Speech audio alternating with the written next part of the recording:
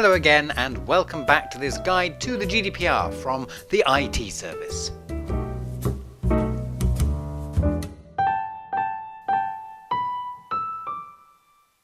In our last video we introduced the idea that the GDPR has at its core some principles and why they're important to comply with. Remember, breaking these principles attracts the highest level of fine, so you don't want to be doing that. In this video then we'll begin our journey to look at these principles in some more detail. And in the first principle we'll talk about the concept of lawful basis, or the need for you to have a legal basis, a legal reason for being able to process data. So the first principle says that personal data must be processed lawfully, fairly, and in a transparent manner. So let's break this down. Firstly, what you're doing should be allowed by the law. It should be lawful. This means that there should be a lawful basis for your processing, a legal justification. We're shortly going to have a look at lawful basis in more detail, so let's park that. Let's put that to one side for a minute. What do we mean by fair and transparent? Well, by fairly, we really mean that a reasonable person shouldn't be shocked to find out what you're doing with the data. It should be fair. It should be expected. And then the idea of transparency comes up. So people should know what you're doing. This is about you being in control of your data. You should know where it is and who's using it and what for. So there we go. The first principle then says that data must be processed lawfully, fairly, and transparently. Now we need to come back to this idea of lawful processing. Lawfulness of processing is defined in Article 6 of the GDPR. There are 6 possible options here. There are 6 what are called lawful bases for processing. You need to select the correct or most accurate lawful basis for your processing from the 6. Now the first of the 6 is possibly the most well known of them. If you Google GDPR, it won't be long before you hit the term consent. And in fact you often hear people saying that everything under GDPR must be processed by consent. Now that's not true. There are 6 lawful bases and consent is just the one of them. But it is perhaps the most well known, and it is the first of the options in Article 6. So let's consider consent.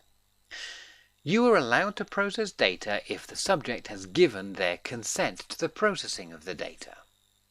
So if I say to you, I want to receive your monthly newsletter, I consent to you sending it to me, then you are allowed to send it to me. I've consented. But the consent must be proper consent.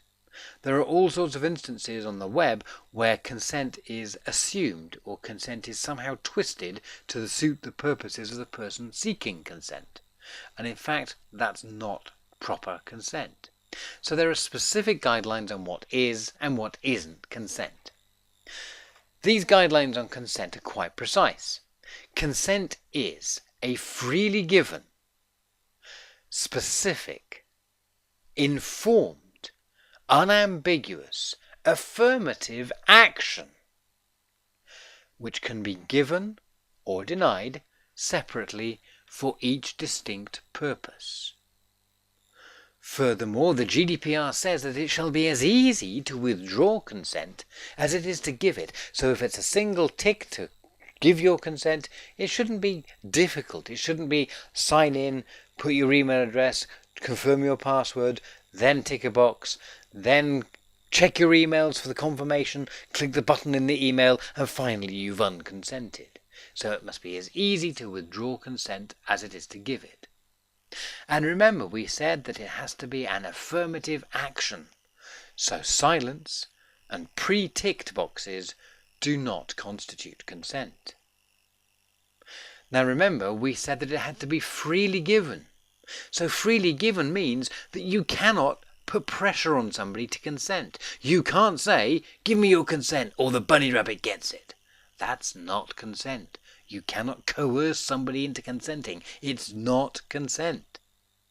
Furthermore, it has to be not only freely given, but it has to be specific. So a tick box next to a sentence that says, I consent to whatever you want to do with my data, would not be specific, obviously so. But then neither is a more common tick box that says, I consent to you sharing my data with carefully selected third parties. That's not specific. How have you selected these third parties? How carefully? Who are they? What are they going to do with my data? How long are they going to do that with my data? All of these things mean that this is not specific consent. Furthermore, we said that it has to be informed consent. Would you accept this? Tick box in the middle of a blank screen, simply saying, yeah, just tick this please, we'll take care of the details later.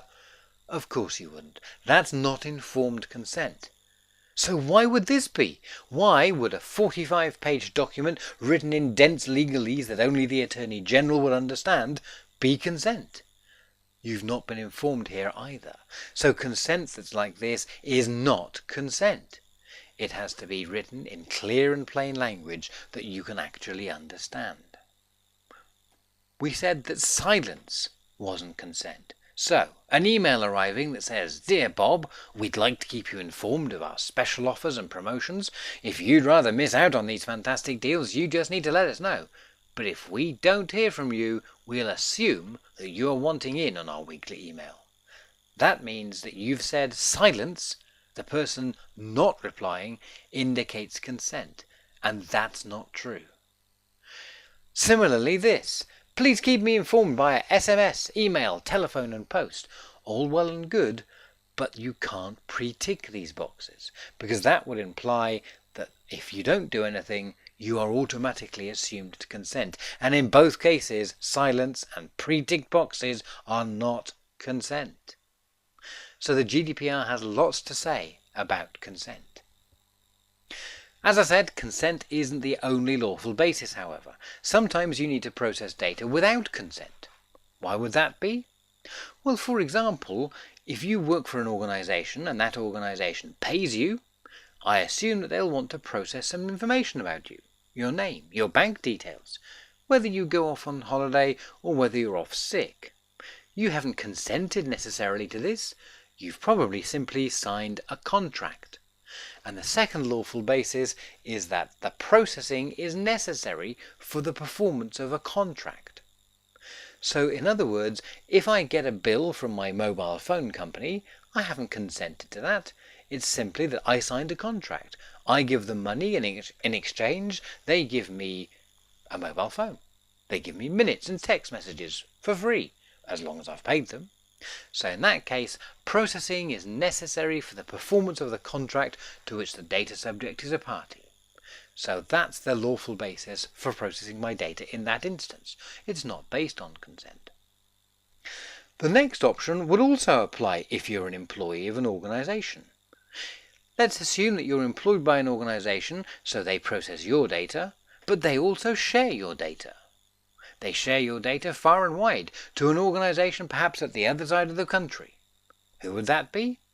That would be the taxman in the UK, the HMRC, Her Majesty's Customs and Revenue. No, Her Majesty's Revenue and Customs. So, in this case, you don't have a choice about this, and nor does the organisation that's employing you. They have to process the data, they have to inform the tax people simply because they have a legal obligation to do so. And in this case, the processing is necessary for compliance with that legal obligation. So that would be the lawful basis of that bit of processing. There are three more. It's also possible to process data if the processing is necessary in order to protect the vital interests of the data subject. So, to take a simple and obvious example, if you're sitting in the office and the person next to you suddenly slumps down in their chair and turns blue, maybe you know that they're diabetic and you know that they need to have a shot of insulin, or maybe that they've had too much sugar. If the ambulance turns up and you know this information, don't think that you can't tell the ambulance, oh, this person's diabetic and it may be that they've become hypoglycemic or hyperglycemic. You can tell them, you can share that personal information, because sharing this personal information is necessary in order to protect that person's vital interests. Of course you can share it. It makes sense, doesn't it? The next one, option E, applies to specific types of organization and specific types of processing. So the next option says that processing is possible if it's necessary for the performance of a task carried out in the public interest or in the exercise of official authority vested in the controller. Now, who would vest official authority in a controller? How would you know? Well, essentially, in the UK, if you are subject to the Freedom of Information Act, you are deemed to be an official authority, and laws will have been passed to give you that authority.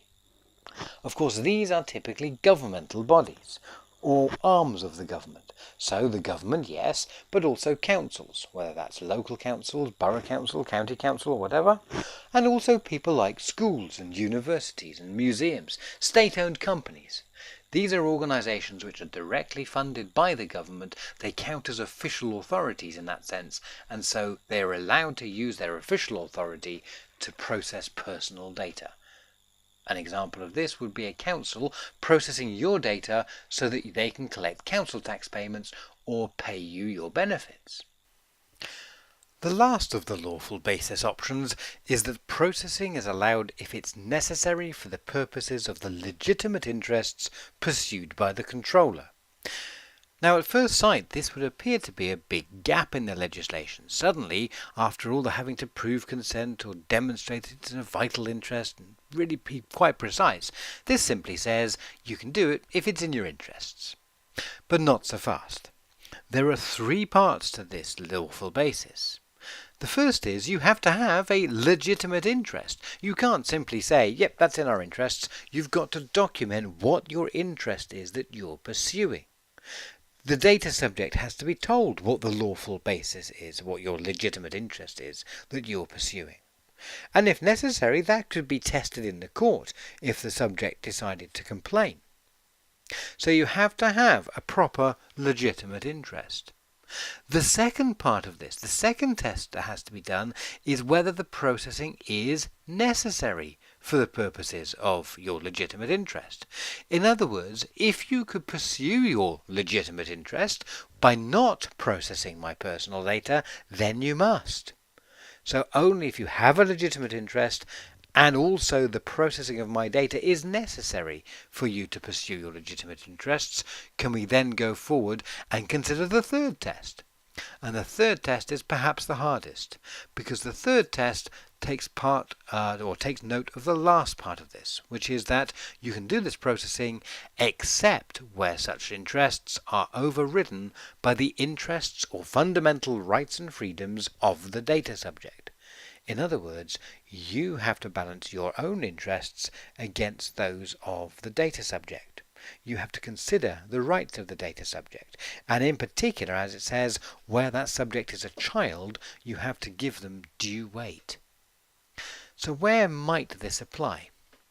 Well, let's think of an example. If you leave work tonight and head to the supermarket, the odds are pretty good that when you go through that supermarket door, you are going to be filmed. So, what's the purpose of processing here? It's so that the supermarket can keep an eye on you not nicking stuff, basically. Now, you have a right too. So they have a legitimate interest, and it's necessary for them to process the pictures of you in the store for them to pursue that interest of not having things nicked. But you have a right. Your right is not to be filmed. Unfortunately for you, in this instance, their right is not to be defrauded, and I suspect you'd find that their right probably outweighs yours. So we win. We as the organisation have a legitimate interest, which in this case outweighs your right to not be filmed. So that's an example of how legitimate interest works. You have to have an interest. You have to be able to justify that the processing is necessary for you to pursue your interest, and you have to demonstrate that you've thought about the interests and rights and freedoms of the person whose data it is. So there we go.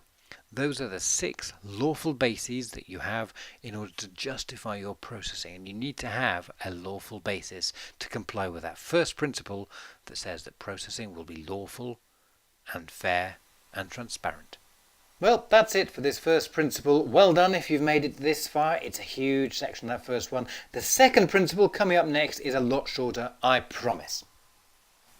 Remember, if we can help you, if you'd like us to come and talk to you about GDPR or run training or audits for you and your team, contact us at www.theitservice.co.uk. Thanks very much for watching, and I'll see you in the next part.